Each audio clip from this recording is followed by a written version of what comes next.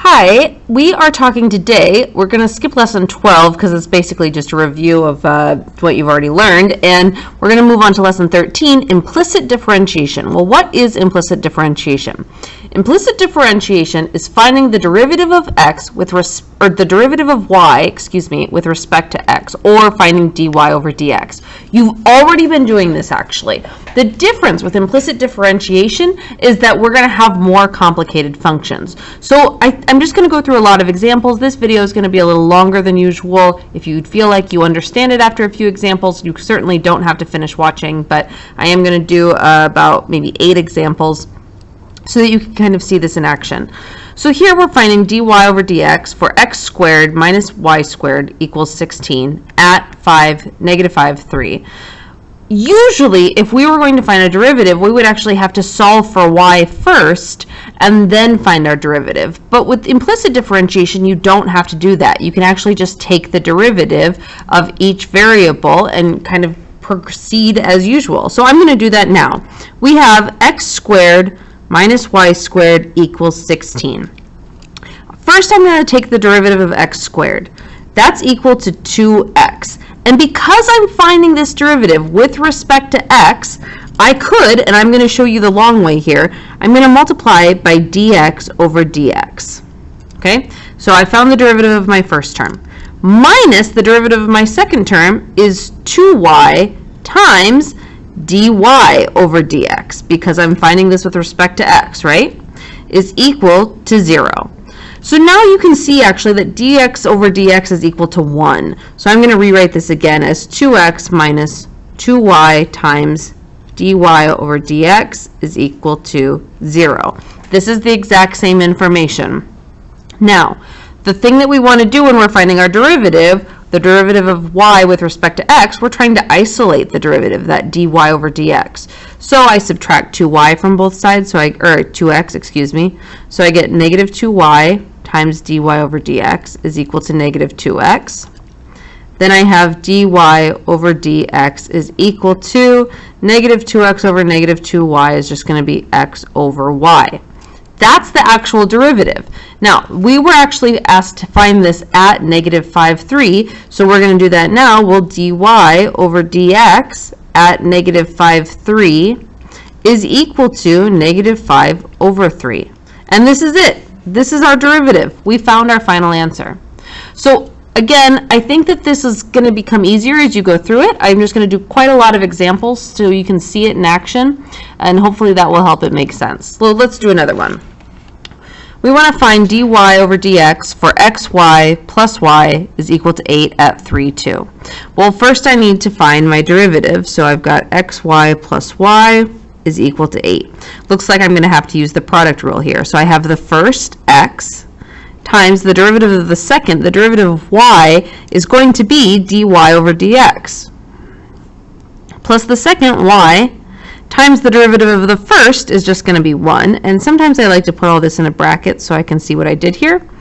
Plus y, not plus y, plus dy over dx. I need to take the derivative of that, is equal to 0. All right?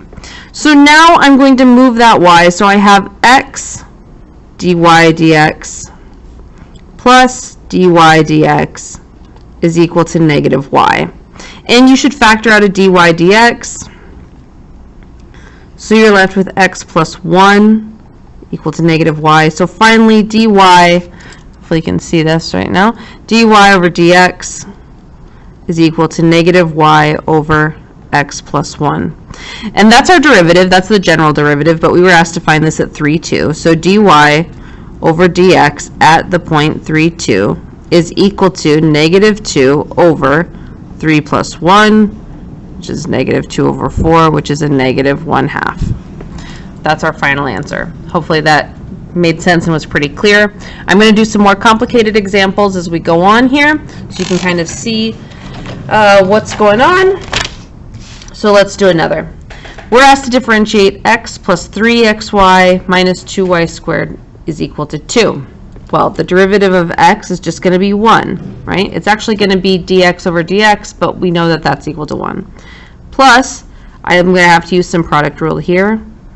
3x times dy over dx plus y times 3 minus, and here I'm going to have to use, I guess, chain rule, or just basic exponential power rule it's called, minus 4y times dy over dx is equal to 0. So I have 3x dy dx minus 4y dy dx is equal to, it looks like I'm going to have a negative 1 minus 3y if I've combined those appropriately. So I can factor out 3x minus 4y times dy over dx equal to negative 1 minus 3y. So our derivative dy over dx is equal to negative 1 minus 3y over 3x minus 4y. And that's actually our final answer. If you want to rewrite this, you can. I mean, this is equal to, like, if I took out a negative 1, I would have 1 plus 3y over 4y minus 3x. That's the same thing, but basically that's it. We weren't asked to differentiate at this particular point, so we are actually done with this problem. All right, let's find dy over dx for this next one. Y cubed plus 5y squared minus 5y. Oops, did I miss a part? I totally did. Let me rewrite this here. Woo! All right, it's supposed to be y cubed plus 5y squared minus 5y minus x squared equals negative 4. We wouldn't want to miss all the fun there in the middle, would we? All right, so let's find our derivative. We're going to have 3y squared times dy over dx plus 10y times dy over dx minus 5 times dy over dx minus 2x equals 0. A lot of fun things here. I'm actually going to kind of speed it up a little bit if I can. I've got dy over dx times 3y squared plus 10y minus 5 is equal to 2x. I think that looks correct. So dy over dx is equal to 2x over 3y squared plus 10y minus 5. Pretty good? Gosh, my x's always look like v's. So weird. All right. Next. Find dy over dx for x ln of y is equal to e cubed. So we've got x times the natural log of y is equal to e cubed. Okay. So we're going to use product rule here. We have the first times the derivative of the second plus the second times the derivative of the first is just 1 is equal to, e cubed is actually a number, so that's 0. So now I have x over y times dy over dx is equal to negative natural log of y. So dy over dx is equal to a negative y natural log of y all over x. That's kind of a pretty one once it kind of gets done there. All right, let's do another. So find y prime for y e to the x equals 3 pi. I almost said 3x again. So we're going to use product rule. So first times the derivative of the second is going just to be e to the x times the derivative of x is dx over dx plus e to the x times dy over dx is equal to 3 pi is just a number, so 0. So now I'm going to rewrite this. I have e to the x times dy over dx is equal to a negative y e to the x. So dy over dx is equal to negative y e to the x over e to the x. These clearly cancel out. So our derivative dy over dx is equal to negative y. Now, throughout this, I used dy over dx. We were asked to find y prime. You know that that notation is actually the same. I personally like to use dy over dx when I'm doing implicit differentiation, mostly because I think that that y prime, at least with my handwriting, sometimes I miss it. And so I just try to be a little more careful with it and keep it in there to keep things clear for myself. So let's do 2 more final examples. All right, we are asked to differentiate. Ooh, a little bit of trig. Trig's always fun. Cosine of xy is equal to x plus 3y. Well, the derivative of cosine is negative sine of xy times, and we're going to have to use product rule here. We're going to take the first times the derivative of the second, oops, plus the second times the derivative of the first, I guess is just 1, is equal to 1 plus 3 dy over dx. Looks like maybe this is the first one we've done where we now ended up with dy over dx on 2 sides here.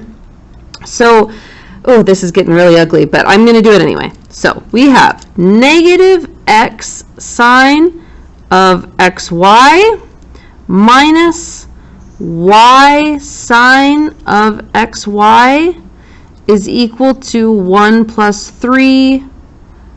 Oh, I missed something here, didn't I? I need to have a dy dx right here, don't I?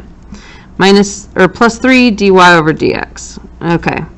So now I'm going to move some stuff over. I've got negative x sine of xy dy over dx minus 3 dy over dx is equal to 1 plus y sine of xy. I think that's so far so good. So now I can pull out, I'm going to have a negative x sine of xy minus 3 times dy over dx is equal to 1 plus y sine of xy.